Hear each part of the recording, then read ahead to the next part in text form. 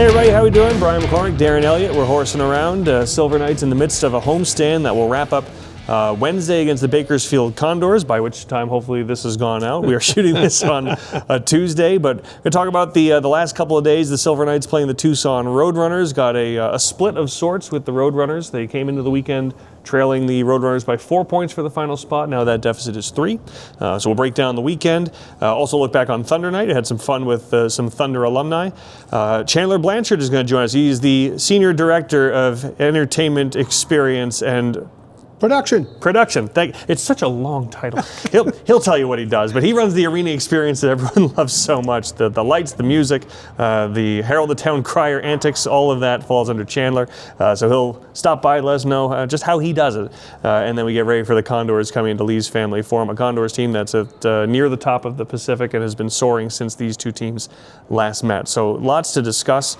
But Darren, for the Silver Knights, we've talked so much about there's so much of a challenge of roster depletion. And that's not anything to comment on the guys who are here right now doing the job, but when you're missing your top scorers, you're missing your top scorers. And for the Silver Knights trying to find a way to push their way through that. Against Tucson, the team that they're chasing, Silver Knights doing a lot well defensively. They scored enough on Saturday, weren't able to get enough on Sunday to get that separation. Couldn't extend the lead, as they talk about in Game 2. And quite honestly, I mean, they were still right there to get the sweep, which would have been tied in the standings with 2 games in hand. Instead, it's still a 3-point deficit. You still have the games in hand, but it felt like you should have gotten more out of the weekend. Yeah. And for the Silver Knights, they have 2 games in hand on the Tucson Roadrunners for that final playoff spot. They trail now by 3 points. Calgary has leapt past the Silver Knights again into 8th. But the Silver Knights have, I believe it's 5 games in hand on Calgary right now. Abbotsford is coming up after a dreadful October and start of November. They're playing better hockey, but the Silver Knights still have 6 games in hand on them. So the Silver Knights are in control of their own situation with a lot of hockey left to play. Yeah, and again, it goes back to this, it's a relatively new term, last few years, 5 years, with game management. Yeah. And so when you have younger players, as you alluded to, you have guys up with the Vegas Golden Knights, you're going to have your roster changes. And you have some younger guys coming in, and they're excited to be playing in the AHL. And not that they were the ones, in the moment, but some guys came through with, getting some offensive production that was needed. But in those moments, to seal that game in Game 2, it's happened a few times now over the last few weekends where you have more points right there, right in the tip of your fingers, and they slip away. Can't have that happen much more the second half of the season. We gave one chance to the period. It was the one 5 versus 6. Talked about it before the game. We had to be heavier in the hard areas. The puck on our stick, weren't able to do it, and then didn't think we were heavy enough on the walls. The puck got by us on the goal against. They get a puck to the net, but earlier, even 5-on-6 could help yourselves a little bit with probably some better wall plays and some better job on the walls there to get us out of some trouble. We've had this conversation in this program, talking about game management and how it sounds like such a conservative concept when you say it, because you think about hey, don't worry about winning the game, just don't lose it. That's not what it is. Sometimes it's if you got a team on the ropes, you gotta give yourself the breathing room. And for the Silver Knights in Sunday's game against Tucson, another game, maybe they didn't dominate it as much as they did on Thunder Night, where they still found themselves in a tie game in the third period, but they had enough control to build a 3-4 goal lead, and that's just been a challenge of late. And again, that's when you don't have the Lazinskis and the Rombergs, the Connollys and the Lavois. You understand that it's not as easy just to string 4 or 5 goals together in 2 periods, but nonetheless, it's why the Silver Knights have found themselves in close situations late. Right, and then game management, it really boils down to staying to your team concept. But beyond that, as a player, making the right play at the right time. And that means, they had a chance with the empty net. Shoot into the pants of the defender instead of, like you said, a more veteran player might change the angle a little bit, have a little more patience, in presence with the puck. You have a chance to clear it, before they score with the goalie pulled, the opposition scores, and you stay on your backhand. You don't, just kind of muck it up until you can get to a better position to clear it. failed clear, ends up in the net. So those little things add up at the end of the year as well. And all of which is also to say that for the Silver Knights, for Ryan Craig, those are teaching points. Those are hammer home moments. It's not, I guess, any easier to stomach, I suppose, when the game is tied late, whether it's a nifty tip. That's a deflection by Sammy Walker. That puck goes from pretty much thigh high to ankle high. Cameron Whitehead's not stopping that unless it hits him. No, it's not a bad goal. As opposed to, okay, you blew a coverage, there's 3 guys alone in front. That one you toss and turn over. But the way the Silver Knights were unable to pick up 2 points on Sunday, sometimes those games just happen. But it does kind of magnify the fact that there's 34 games left now. It sounds like a lot, and it is. It absolutely is. But every point, every weekend is so important because you had a 3-point weekend, but one of the points you gave away is to the team you're chasing. Well, and that's the underlying theme in the league. You play your division so often that to gain points becomes difficult if you're splitting every weekend. Yeah. Whether it's, in this instance, it was really underscored because, 45 seconds away, you're tied in the standings with 2 games in hand. So it makes it very, very compelling to watch. And it's going to be an exciting second half because of it. And like, we've talked about, some guys that have been here, younger players, they got going too. Yeah, and then again, we don't have tunnel vision because the San Diego Gulls are on the schedule next week. Silver Knights are within reach of them when you count games in hand. There's a lot of teams in this race, but these remaining 6 games against Tucson the rest of the season are going to be a lot of fun. Now, you mentioned, who is stepping up, because Ryan Craig says all the time players are called up to the VGK. That's a great opportunity for them. Great opportunity for everybody else as well. And you need more scoring, which for the Silver Knights meant some guys who've had a little bit of a hard time finding the back of the net, getting them off the schneid was going to be important. And the last 3 games we've seen Matthias Sapovalov, Kai Uchaz, and Tuomas Juronen all find the back of the net. It's going to be very important to get those guys really rolling into the second half. Juronen had such a great start, so maybe he's just a streaky player, let's hope, because he scored 2 goals on the weekend, and it was like, okay, look at him go down the wing. To me, Kai Uchaz has been a guy who's been building his game. Maybe at my expectations, right or wrong, were he was going to build automatically off of last season, which is a really solid rookie campaign. He gets named as part of the leadership group, and I thought that was just going to mean he was going to be a dominant player. I really liked his game this weekend. You hope that continues the rest of the way for him as well. You mentioned Tuomas Juronen, who had such an electric October.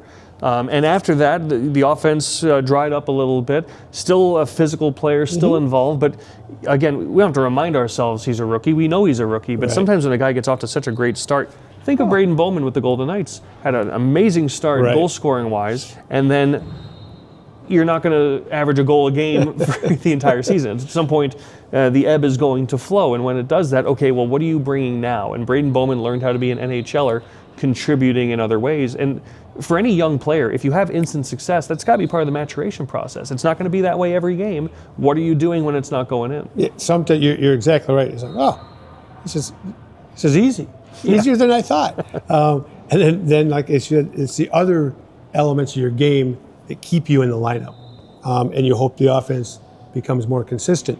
And that's what, like, you go back to Braden Bowman, one of the things that really helped him with the coaching staff with Vegas was his board play was good, his willingness to hold on to a puck before he makes a play.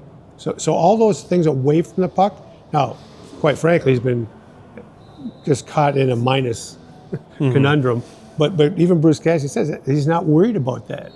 He says because of the way it transpired, and Bowman's game has been good away from the puck. Whereas when we looked at somebody like Holtz, that was something that he's gotten better this year. Last year, that was a bugaboo with the coaching staff. So most coaches, especially in this organization, because defense is the premise, if you don't have their confidence when you don't have the puck, it's very hard to, as a young player, to realize that part has to come before the offense, because as we said, the offense probably isn't going to stay there consistently. So once you work on that part, get that's well-rounded, round out your game. Maybe that's what we're seeing with Juronen. Now he's back on the score sheet. And attack on another name, not to make a direct parallel, but we're talking Braden Bowman, and it kind of floated into my head during the weekend. The concept of moving up a level, and hey, this is easy. Sloan Stanek might be finding that right now. Right. Now, there's other areas of the game, of course, to refine. If you're in the ECHL, you're in the ECHL for a reason, and when you get your chance, you make the most of it. But that doesn't mean that it's a flash of lightning. I'm sure there are things that we watch and we're like, well, look, he's lighting it up. And the coaching staff says, he sure is, but boy, we love him to be tighter here, and there. There's things to learn, but he has been an instant addition of offense, and it's because he's often in the areas where Ryan Craig wants him to be. And I talked to Ryan Craig before the game on Sunday, after the win, and I was really impressed with Sloan Stanek. And maybe we shouldn't be that surprised. Rookie of the Year last year, All-Star game in the ECHL this year, more than point of games throughout his entire time at the ECHL. He doesn't look like he should go down. And one of the things that Coach Craig pointed out was last year it was his play without the puck that concerned him or that he had to work on. He goes, he's obviously worked on that. He says, because he's much, much better this time around. Now, watching him in the second game, it's like, okay, strength now. No, strength on your skates, getting knocked off the puck. Can you be stronger on the puck in the hard areas? That's the next phase for him. In the open ice, boy, he's been a nice add. And for the coaching staff, again, a team that's looking for a little more scoring punch, if you're going to bring, we say this all the time, if you're going to bring a player up from the lower level, don't just do it, okay, we need a fourth line player here, and who's the best player down there, bring him up and put him in a position. That isn't what he ordinarily does. You got to at least give him a chance at the beginning to utilize his skill set to give you a chance to see the player he is down there. And they put him on a top line role this past weekend. Right, and it showed. And I mean, just conceptually, like back in the olden days, that's exactly what they would do. Leading scorer in the American Hockey League comes up and plays with two guys that only fight. Right. Right. They're like, see, you can't play in this league. So conceptually, that's changed by and large. This organization has been very good at doing just that. Call-ups are based on the need and who's the best in that specific role. One more discussion on the comings and goings of the Silver Knights lineup this past weekend. Now again, Trevor Connolly and Raphael Lavoie seem as though they are close, so that's great news for the Silver Knights. Jakob Demek left the game Sunday against Tucson. No update on him just yet, but we'll wait and see. He did leave injured I believe it was in the third period on Sunday, so we'll hopefully get an update at some point on Jakob Demek.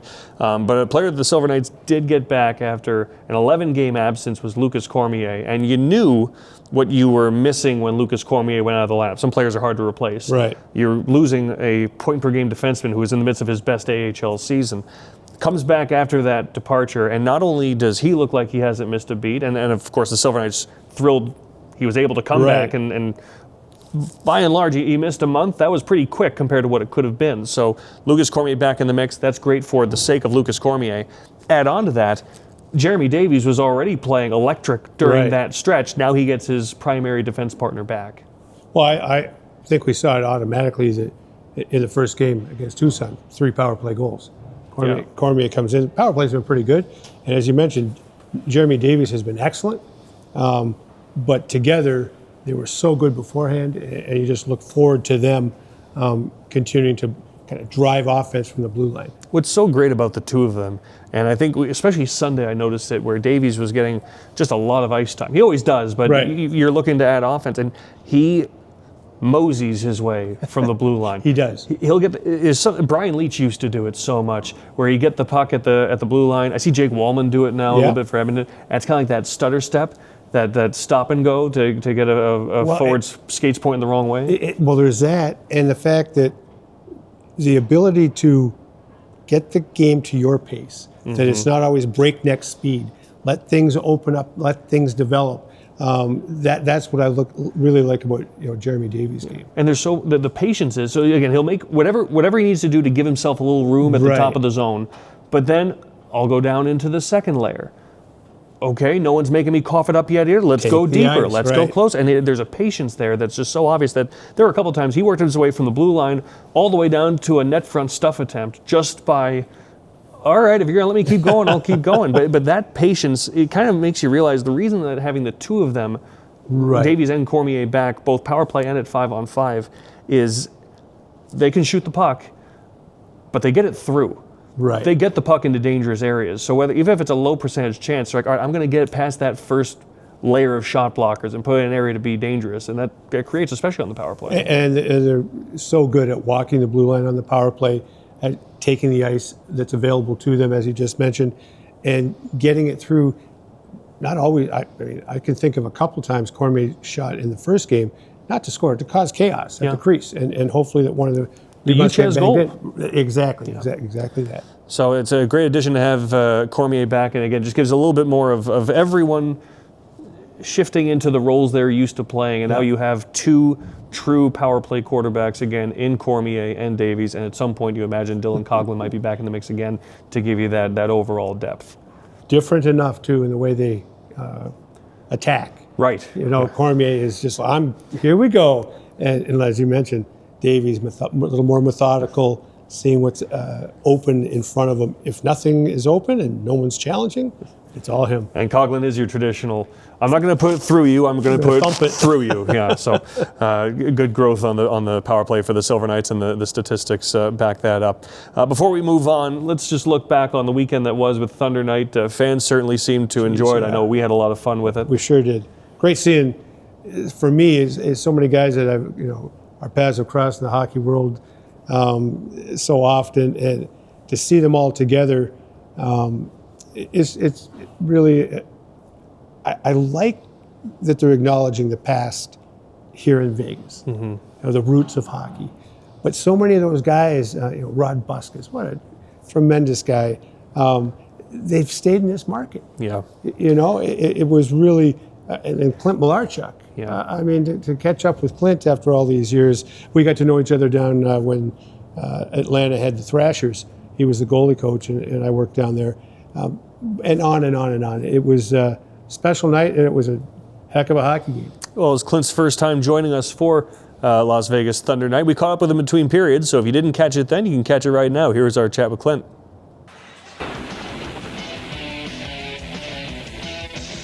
A throwback flavor on Las Vegas Thunder Night. If you were watching a Las Vegas Thunder game back when Clint Malarchuk was between the pipes just like that, this is what it looked like on your screen. Clint Malarchuk, who that goes not against only average, 2.22. Is that a mullet? Okay, yeah. we talked about all the style choices we could have made for tonight. We just didn't have enough time. But we're joined by Clint Malarchuk. Clint, it's great to have you here. Your first time here for Las Vegas Thunder Night. I imagine you're having a lot of fun with your former teammates tonight. Oh, it's big time. For me, the Thunder, I was a player, then assistant coach, assistant GM, and then the head coach. So I've got a lot of, and then Rod Buskus is here. He was my assistant coach. Guys that I played with. Oh, yeah, it's pretty cool. It's pretty cool. All those roles you had, did you have one that was a favorite when you were here? You're setting me up, aren't you? A favorite teammate? No, a favorite role, like coach, GM, assistant. Okay. There's nothing beating playing, as you know. Right. To be a player. After that, I think being a head coach is pretty cool. It's very challenging. Yeah. You got to go to the rink. You're consumed by the game, the time, and preparation and everything.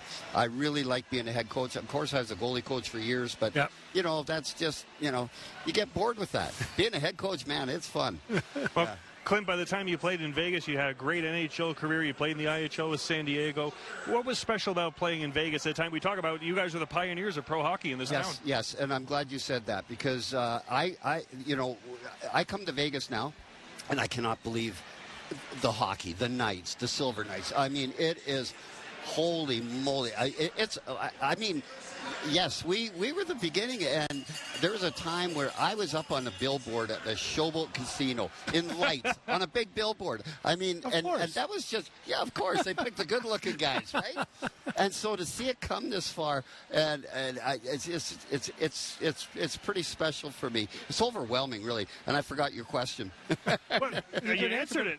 But the fans took to you guys. Yes. But could you ever really foresee what it's become? No, not in a million. Well, I could see them being an NHL team. Okay. Oh, yeah. Well, you got to remember when they were first talked about as in expansion, right? Quebec and Vegas. I played in both markets. That's right. So I was getting interviewed left and right, and I was going, I'll tell you what, when I played in Vegas with the Thunder, 8,000 people in the minor, we were in the minor leagues. Yeah. 8,000 on a weeknight. We sold it out 12, 13,000. Packed the Thomas and Mack Center, and I said, yeah, it'll work. I had no idea, none, zero, of this magnitude, this city, the license plates, the casinos, the hotels. I mean, even up where I live in northern Nevada. Yeah. I mean, they're fans of the Golden Knights. You know. Well, and Clint, I'm glad you said that because the footprint has expanded beyond Vegas, and you live up in the Tahoe area. You just told us before we got on the air here that you go to Tahoe Night Monster games, so you're still engaged in hockey up there. Absolutely, yeah. I've engaged with them. I've talked to. I got one of the coaches' job there, kind of an interview. You know, the hockey's a small world, right? Anyways, so it's cool that I've been watching the farm team for these guys, and now I'm seeing Vikman play, and I've seen his progression. It's cool. Yeah. Outside of hockey, you've done so many things. You've written books. I can't read, but I wrote a book. Imagine that. I like the book, by the way. Thank you. So talk about some of the things you're involved with right now. Well, I do a lot of, I'm a mental health advocate. I've had, my own challenges. I'm a suicide survivor. I've self-medicated and everything. So I have a purpose to be out there trying to help it. I have co-founded a facility. I'm president of a facility to help players in any sport, not just hockey, but that's kind of our niche. Right. It's called the Ranch Teammates for Life. And, we're just trying to help people. Because brain trauma, addiction, things happen. It's not just the players, it's the family. We take anybody. So, I'm very involved in that. And obviously, I'm in the horse business still. So that keeps me. You're a horse trader, but look at the stuff you're doing is great stuff. Yeah. The Cowboy goalie, and I'll tell you, the impact you've had on the game, both in Vegas and elsewhere. Your former teammates, fans here in Vegas, there were a lot of people who were really excited to know that you were going to be here tonight. Great job on the puck drop. Yep. And I've already seen a handful of Clint Malarchuk jerseys making their way around the concourse. Well, you know what? I couldn't stop a puck. I'm glad I could drop one. You did. I dropped a lot of them. I'll tell you what, Clint, again, since there's so many Malarchuk jerseys working their way around the concourse, the fellas are wearing Las Vegas Thunder jerseys tonight.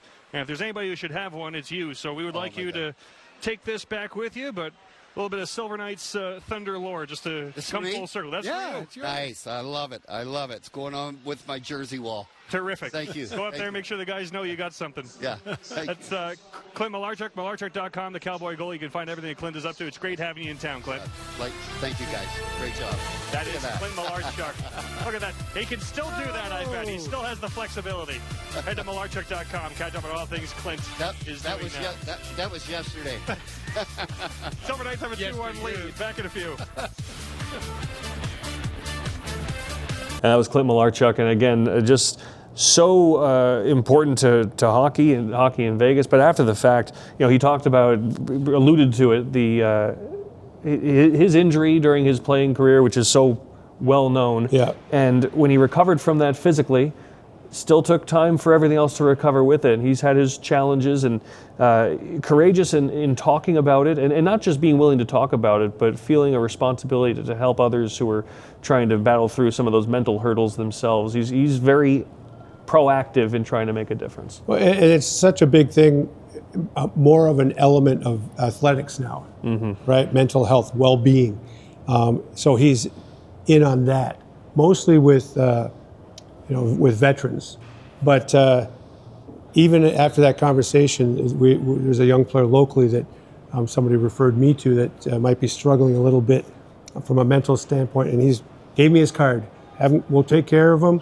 Have him call me. And that's the kind of guy Clint is. When the fans are excited to see Clint Malarchuk come back, that doesn't surprise you. I saw Clint Malarchuk Thunder jerseys all over the building. Exactly. But when the other alumni are giddy that a player is coming back, well, you really know. So it was great to have Clint Malarchuk with us, and I'm sure we'll be able to see more of him in the future as well. And then, as you mentioned, just the alumni who live in this market are here all the time. Yeah. You said it's great to celebrate the past. It's even more fun to celebrate the past when the past is still pretty present. A bunch of those guys, Jeff Sharples, Rod Buskus, went down after. Gordy Mark. Yeah, Gordy Mark. Right. They went down to the locker room afterwards just to say hi to the coaches and chat, and that's the point. It wasn't, hi, I'm Gordy. No, they all know each other. Right. This is a close-knit hockey community. So, the past isn't that far in the rearview mirror. And the guys we just mentioned, they're all on the ice coaching NHL Learn to Play programs.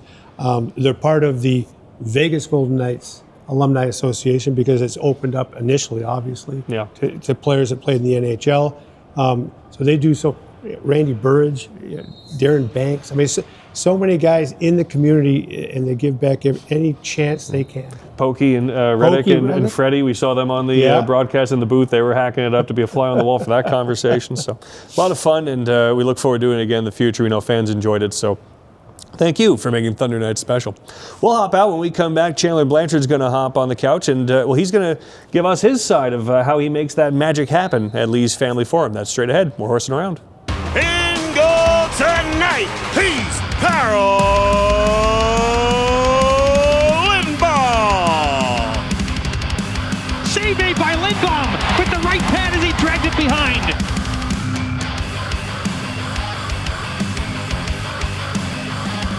Front wall dangles and glove save made by Lindbaum. It went off the fingertips and wide.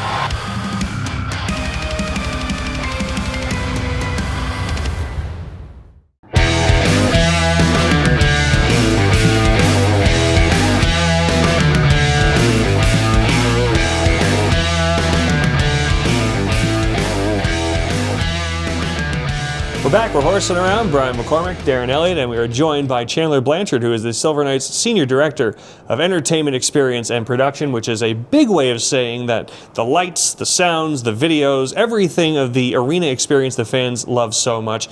Chandler and his team are behind it all. So Chandler, thanks so much for joining us. We're excited to learn more about what you guys do. Man. Thanks for having me. Appreciate it. Let's start with this past weekend, Thunder Night, because me and Darren were just talking about it, how much fun we have, how much we enjoy Thunder Night. And when it comes to theme nights like that, so much work goes into it on your part to make that all happen. So give us an idea of the timeline and the conversations you and your group have. Yeah, so once we found out we were doing Thunder Night, it's always fun, right? We throw back to the 90s, all the music changes and everything. This year we decided to take a step further. We changed out our goal song, our skate out song. We updated all of our graphics. We did some fun stuff with our ice projection and kind of gave it a new feel and switched it up completely from what our usual show is with Herald and the Silver Knight and all those different things that make up the Silver Knight show. The Silver Knight show, we tried to make it as much as exclusively Thunder as possible. We introduced the team as the Las Vegas Thunder. We announced Thunder Goal. We did everything that we possibly could to make it feel as 90s as we possibly could and make it fun. So when these events come, like, of course, the whole office will have some input. You guys decide what the theme nights are going to be and certain parameters, but largely then the slate's pretty blank that you and your team can sit down, throw ideas off of each other and create. Tell us about the creative element of you guys of building these things. Yeah, we kind of just throw things on the wall and see what sticks, and we kind of decide as a group. We have a very creative group, and ideas come from everywhere. So it's not just me and Trent, Amar. It's everyone can toss out an idea. I think you've thrown us some ideas, and we're like, that's really good. Let's took run a couple, with that. Yeah, let's throw with it. So we're really open, and we really want to kind of make the best show that we possibly can. So yeah, those ideas come from everywhere, and we just kind of. There's no dumb ideas, and then we kind of narrow it down and start planning. And the Thunder Night in specific, we started planning maybe in the middle of December, kind of getting our concepts together, what we wanted to do, especially for like the open, to make it feel different than what we usually do. And then the music and stuff, working with Joe Green and DJ Prenup, who's our arena DJ, to kind of make it feel more 90s with all the music switch ups and the goal songs and all those good things. But yeah. So how did you get into this? Like, you talk about the creative element. It sounds like it's pretty important to you that you're in a creative role. Were you a sports guy, or are you a techie, or are you into movies? Like, how did you come to this? What's the position? path? Yeah, so I played baseball growing up, played college baseball, and I majored in media production. Mm-hmm. So right there, I was kind of doing like live production classes there, doing some stuff with for media days for like the basketball team and different things like that. It was my internship while I was playing ball. So I knew I wanted to be involved in sports, and I always had a passion for the video production side and the entertainment side. I was picking. You just found a way to merge them. Yeah, and I was kind of got lucky and didn't really know. I remember being at like a Dodgers game growing up or an Angels game and just being like, who puts those videos on the board? Like, that's really cool, and those would get me excited and excited. So like in high school, I was making our team video, like in college I made some of our hype videos and stuff. I'm not an editor, I'm not that good at it, but I did enough with what I could, and I kind of followed that live production side and kind of got lucky, right place at the right time, and got to kind of pursue it. And here it seems like it's a big part of the organization, like putting on a big show. That has to be fun, and you guys have knocked it out of the park winning awards. Yeah, I mean, there's an expectation to be held, right? The Vegas Golden Knights really set the bar, and we're trying to keep up with that standard within the organization. Top down, Nighthawks, HSK, and we're trying our best to put on a really good show at any given night. And I think that we keep on pushing ourselves every year to get better and better. Well, you mentioned Trent Dearly and Andrew Martinez. They're your team in Henderson, but with Tyler Ferraro's team, with the Golden Knights, Andrew Abrams, how much collaboration is there top to bottom in the organization for all the efforts you do, both in Henderson and how you guys contribute to what they do at T-Mobile? Yeah, I think there's a level of separation, right? They have their show to focus on. We have our show to focus on. If there's assistance to be had on either side, if they need help over there, we'll go help. If we need help, we'll help. I know specific for like media days and things like that, we borrow some equipment.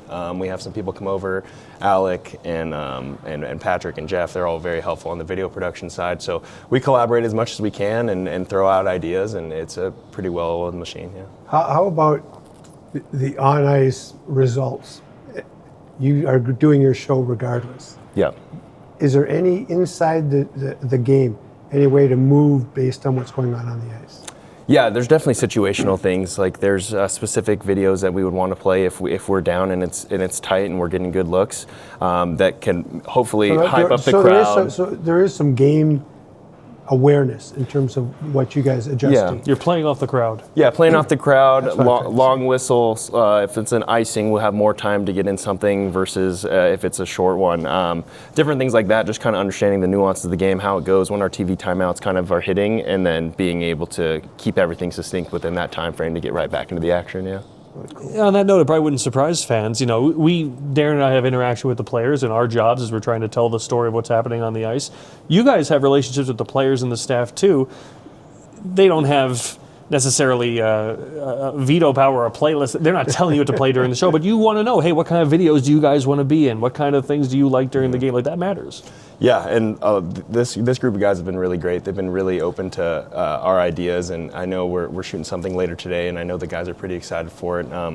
It's a good group, and everyone seems really open to trying out stuff and being a little bit goofy and understanding that that's part of our job is to kind of show off some of these players' personalities and different things like that. So I know Joe Fleming and Hickey and all those guys, they're fun to be around, and media day, like, they're not complaining. They want to do fun stuff. They want us to look cool, and they want us to make them look cool, and they know that we have that power. So, but from your standpoint, going back again, how you got into it, was there ever any thought of being in front of the camera, or were you always right behind the camera? I'm behind the camera. Even growing up with like my buddies, I'd be like behind in our little tiny small camera and be like, all right, let's do this, and all right, action. And it's like the silliest things you can possibly think of, but I was always behind the camera. Producer, you're the producer. Yeah, I'm not. I'm not very good on this. I'm surprised your cameras still work. But did people in your family, friends, did they understand what you wanted to do? Because even as a broadcaster,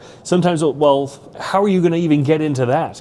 I at least have a general idea of the path. For your job, if I was at a game like, oh, the music, lights, this is fun, I wouldn't have any idea how to get into that line of work. Yeah, I think there's a level of, like, I didn't understand either that this was a whole industry until I kind of got into it, and I kind of got my foot in the door with the Golden Knights in 2018 as part-time, and I was kind of new to the whole scene, understanding that this happens and then to the scale of it, and then kind of being able to see that this is a path to take and how many avenues and what there all is. It's like, whether do you want to be in the control room, do you want to be a producer, do you want to be a video editor, like all the different nooks and crannies of this like industry that can kind of play into.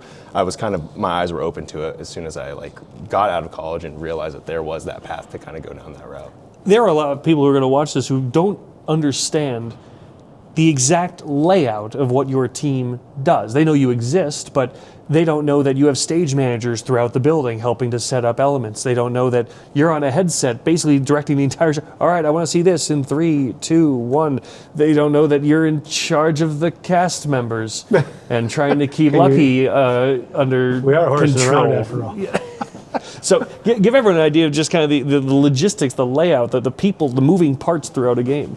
Yeah, so we have a mascot. We have 3 mascots. We always know where he is. Yeah, we have Lucky, Harold, the town crier, and the Silver Knight, and they all do a really good job engaging with the fans. And then just behind the scenes wise, we have a great group that they also work the Golden Knights games with our stage managers, our control room staff, our audio techs, our lighting directors, our DJs. All these people are very much involved with both teams, and we're very lucky to have this group of people to be able to take the knowledge that they have at VGK, bring them here, and then we can kind of use LFF as a place for new people to come in, get some reps, learn from these people, and then kind of build out a bigger group. But yeah, we have quite a few people, and it's a lot of moving parts any given night, and everyone's always on the same page. All of our camera ops are listening to our technical director downstairs, and I'm communicating with him, and he's communicating with our clips and our graphics and all these different things. All one big moving machine. It's just a lot to take. It can be overwhelming at first. While Lucky is roaming around the studio right now, we might as well address the giant horse in the room. The Silver Knights have something that many other teams don't have, which again you refer to as a cast. Even the Golden Knights have Chance, and they have the Golden Knight and work together. But between Lucky, Harold, the Silver Knight, you basically have a comedy troupe to manage. Like, not everyone has a cast as extensive as what you guys have. Yeah, I think it's the nature of us being in the close proximity to Las Vegas. We have a lot of very talented people in the city, a lot of people that are working with costumes and being able to portray these characters and put on a great show any given night, and being able to memorize these lines and do these things for a town crier speech pregame or anything like that. So we're very lucky to be in the proximity of Las Vegas with that front. Are you ever worried what he's doing when you can't see him? I try not to worry about him. To my next question is, like, we've been giving you your flowers, well deserved. What's like the biggest gaffe that you? Oh my God, that's a good question. Right, that the music ran the wrong. Can you think of something where you go, oh, that's not what was supposed to happen? I mean, there's probably way too many, but at the end of the day, if the fans don't notice it, it doesn't matter. Well, I'm sure there's lots like that. There's Yeah. one that stands out where you go, I can't believe that happened. I think it was 2 Thunder Nights ago, or the day before Thunder Night, we were playing Milwaukee, and we just flipped the wrong video, played the teaser first before they opened, and we just kind of rolled with it, and we were fine. But again, if the fans don't notice it, Right. what they don't know doesn't hurt them, and if they're not paying attention to all the details, obviously, like, that sticks with me, and I go, oh. Yeah, I'm sure a lot of things stick because there's so many things going on. Yeah. Little things behind, timing's not right. Yeah, and if things are never going to be perfect, Right. and having that expectation is probably the wrong mindset. So we are very close to perfect, and we try our best to be as perfect as we can, but understanding that mistakes will happen, and we got to keep moving forward and do the rest of the show. How much are you guys students of what everyone else does? Like, you're not looking to be copycats of anyone else, of course, but at the same time, other teams, organizations do things positively as well. Mm-hmm. I know for Darren and I, broadcasters have other broadcasters that we revere, or he does something I like, I want to try to implement that.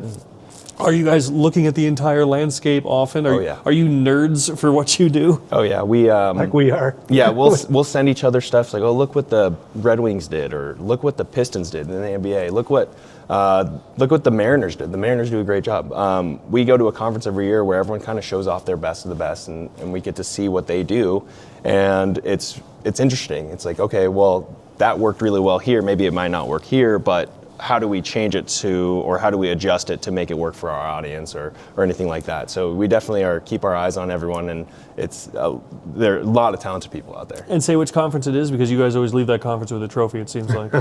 It's the IDEA conference. But yeah, it's definitely fun to go see and pick other people's brains, like, hey, how did you do this? And everyone's very open and very friendly, and everyone's ideas are so different, and everyone's brain works a little different, so it's like kind of cool to see, how did you come to this conclusion? I'm sure that they're looking at our stuff and be like, you guys are crazy. It's got to be the best award to win ever. I won the IDEA award.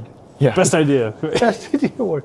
Looks great all the time. Really, there's an energy that comes from the game, but there's an energy instilled as well from what you guys do. Is that something you guys strive for? Yeah, 100%.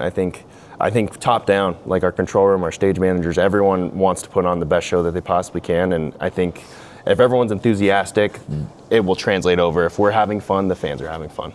Cool. To the extent you're willing to divulge, I don't know how much of this is secret.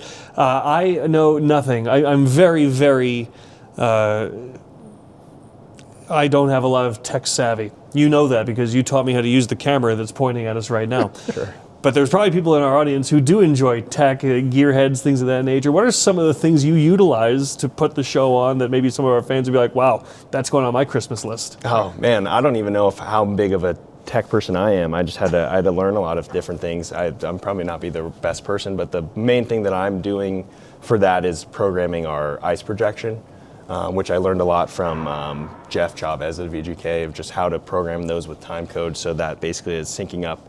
We press play on a video, that will queue up and send data, and now the projection's syncing the video at the same time, so everything looks clean. But just learning all those different programs, and then Trent and Andrew, they'll do a better job of explaining all the ins and outs of all the video editing and all those equipment things that they use. But yeah.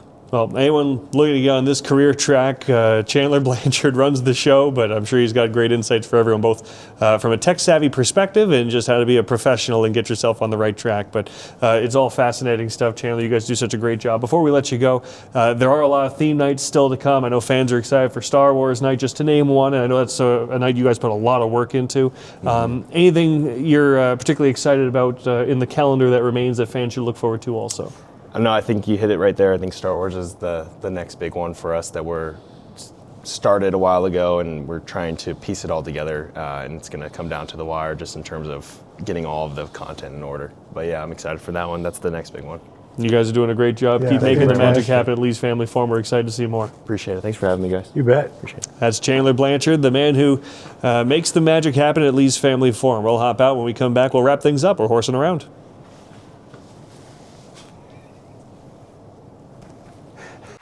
Now skating, representing the Henderson Silver Knights, Harold, the Town Crier.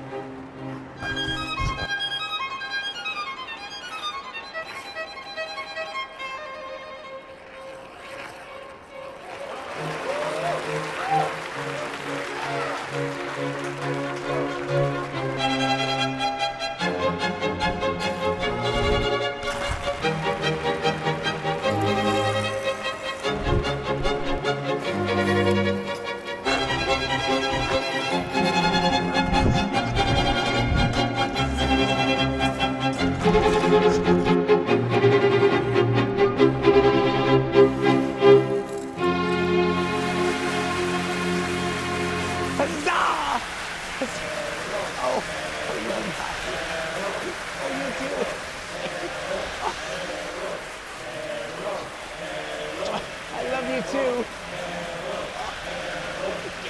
Harold, you did it.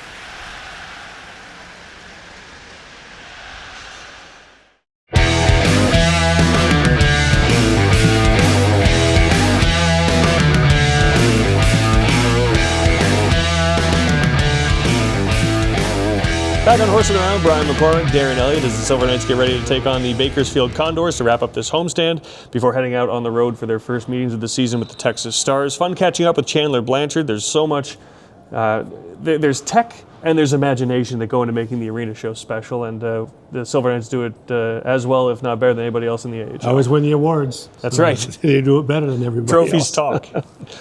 Looking for the Silver Knights and the Bakersfield Condors. Condors making a push towards the top of the division with Ontario and Colorado. They've had a really good last month or so. And a team that the Silver Knights, well, the Condors have more success against the Silver Knights than any team in franchise history, so it's always a challenge. But the Silver Knights have had their challenges in Bakersfield. They snapped that drought in December. Now they face them on home ice, and they face a team where you look at some of the guys that have traditionally had the best success against the Silver Knights. You've got Seth Griffith. Let me look at the numbers. I'm not going to lie to you, folks. I'm just going to give it to you straight. Seth Griffith has 58 points in 47 career games against the Silver Knights. Quinn Hudson has 5 goals and 9 points in 6 games against the HSK this season. Hudson's doing that against everybody. He leads all rookies in goal scoring. But for the Silver Knights, those are 2 Silver Knight killers to keep in check.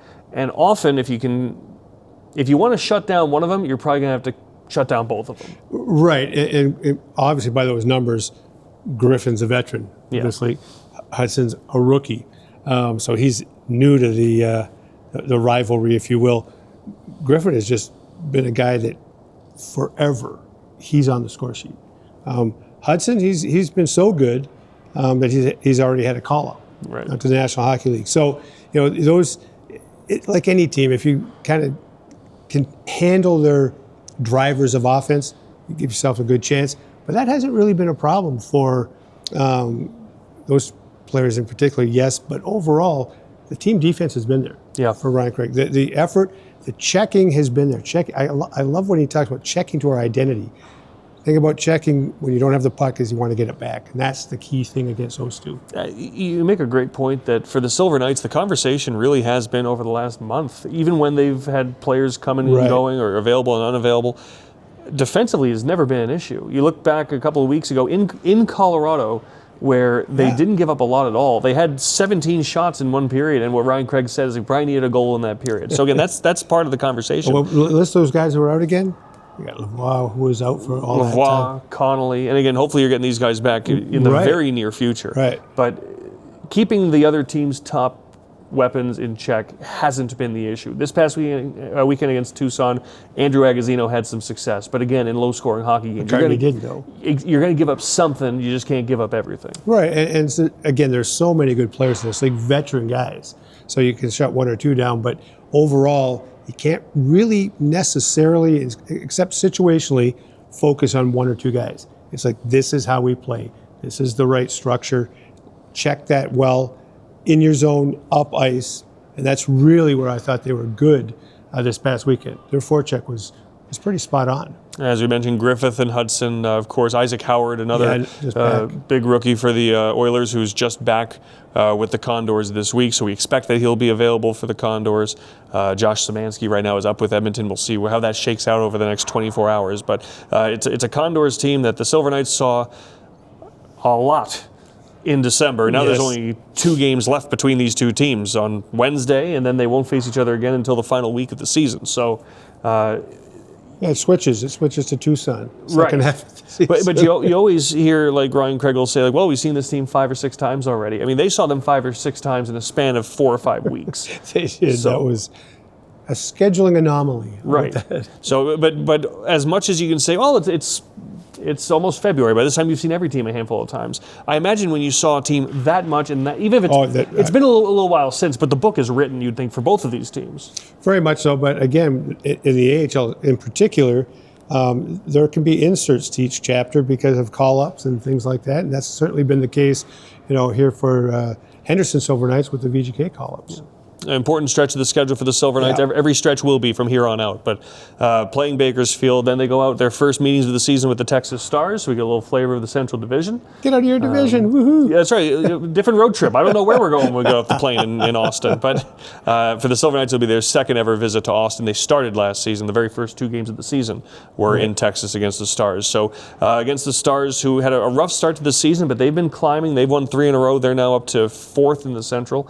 And among the names that Silver Knights fans might remember, Cameron Hughes, Cole Lind, 2 guys who were drivers on those conference championship Coachella Valley teams. They're drivers for Texas too. They are, again, American League veterans. Guys have had time in the National Hockey League, come down, but mostly AHL vets. And Coachella Valley, when Dan Bilesma was the head coach and they were winning championships right out of the gate, he goes, we should be the best team in the league. We don't have any prospects. We have all the best free agents in the league, and they had, that was 2 of them for sure. Yeah, for the Stars as well, this will be the Silver Knights' first time seeing them under new leadership, because it had been Neil Graham for several years. He's now an assistant with the Dallas Stars. So there's a couple of changes from the last time that the Silver Knights and the Stars have bumped into each other. Just keep your eye on Silver Knights socials. We'll get you ready for those games when they come. But for the Silver Knights, some important hockey coming on the road after that to kick off the early part of February. The Silver Knights, when they are back home, we're going to have our next theme night on February the 7th, celebrating some Olympic fun with the Henderson Winter Games. Yeah, so that'll be fun. We'll give you more information as we get closer to that. We're going to have some guests. We'll be on the TV broadcast for that as well.